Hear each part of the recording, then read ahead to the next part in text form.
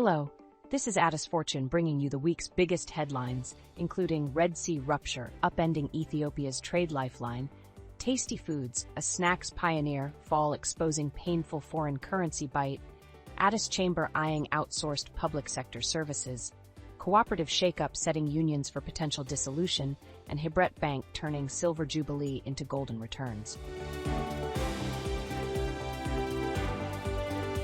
As a country heavily reliant on its imports, Ethiopia has its trading community worried about the potential impact of Red Sea waters that have turned into a geopolitical hotspot, as Houthi militia attacks send ripples across the global shipping industry.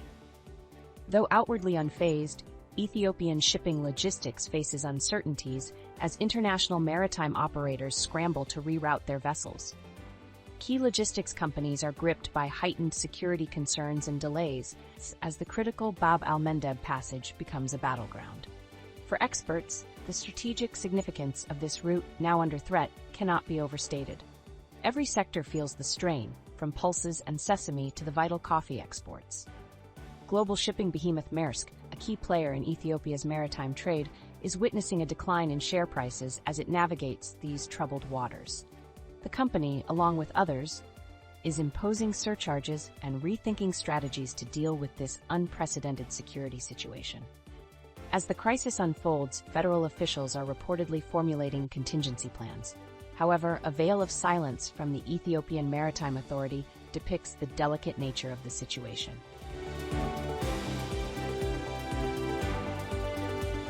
Ethiopia's snack industry pioneer, Tasty Foods plc, shuts down after 24 years, mirroring a harsh reality check for the manufacturing sector, crippled by foreign currency shortages. Once a market leader with products like Tasties and Jolly Just, the company has succumbed to a lack of imports. The company had to pass through significant workforce reductions and a drastic decline in production capacity. From its peak in 2020, the production levels for Jolly Just plummeted to just a fifth, and for the iconic Tasty snacks to a mere tenth. Despite efforts to stabilize operations, the company had to cease production in June this year, with the last of its products shipped over the preceding 2 months. The abrupt end leaves 37 employees in limbo, embodying the country's economic struggles. A major importer of raw materials, Tasty Foods primarily sourced maize from South Africa. However, attempts to switch to local produce 2 years ago faced severe setbacks. The foreign exchange crunch Tasty Foods faces mirrors the broader struggles within Ethiopia's manufacturing sector. The company will be one more addition to the approximately 450 of nearly 5,000 firms ceasing production due to the adversities.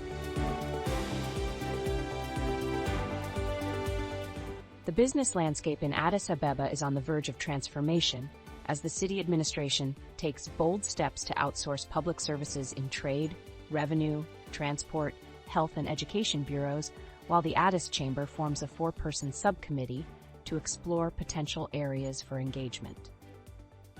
The Chamber contemplates taking on the city's trade bureau outsourcing services, particularly licensing, with plans to evaluate other potential avenues of engagement. Inefficient services and outdated technology have been persistent challenges for businesses operating in Addis Ababa. Recognizing the challenges posed by bureaucratic hurdles, outdated technology, service inefficiency, and poor quality of services, the Chamber aims to leverage technology to streamline processes and enhance public services that are poised for privatization. This shift towards public-private partnerships reflects a global trend where cities are increasingly leveraging the expertise and efficiency of the private sector to enhance service delivery. The outsourcing plans extend beyond trade licensing. Management of the 4 agricultural market centers at the entrances of the city would follow in the line, trailed by postal service management, digitization of weight scales, and the operations of cooperative agencies supplying basic commodities. One of the pioneers of private banking, Hibret Bank posts a jaw-dropping 111% surge in net profits, hitting 2.3 billion birr amidst its 25th anniversary celebration. In an economy besieged with inflation and political unrest, the last fiscal year was a financial milestone for Hibret, with a paid-up capital nudging 4.3 billion birr and a robust equity base. Hibret Bank's total assets exceeding the industry average signal a competitive edge that defies its size. The bank's president, Malaku Kabede, leadership, strategic branch expansions, and a focus on digitalization illustrate forward thinking. With profits soaring and a prudent approach to growth, Hibret Bank appears to be rebounding in an era where adapting and innovating are necessities. Though overshadowed by giants like Awash and Abyssinia in earnings per share growth, Hibret's emergence from a modest player to a noteworthy contender in the fierce banking battlefield is a tale worth telling. Analysts see the challenge for Hibret Bank as scaling its operations and maintaining profitability to pose an edge over the dominant players in the market. Its directors need to work to expand the assets and equity of the bank, taking strategic growth initiatives as the executives have to improve operational efficiencies. Ethiopian Cooperative Commission embarks on reform with stringent criteria, while primary unions face potential dissolution if they fail to meet the new requirements scheduled to begin in 2 weeks. The reform focuses on evaluating regional cooperative agencies based on their capital, number of transactions, labor force, and internal structure. The agencies with a score less than 25 on a scale of 100 will be subject to potential dissolution. Farmer unions play a critical role in the agricultural sector, managing the collection and distribution of fertilizer, while financial cooperatives have provided a financial lifeline to communities estranged from financial institutions. Some even managed to grow into banks as the financial sector opened up over the past few years.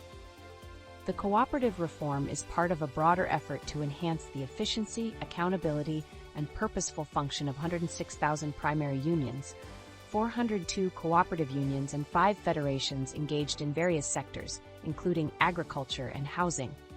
Officials aim to align them with their stated purposes under the new model. That's all for today.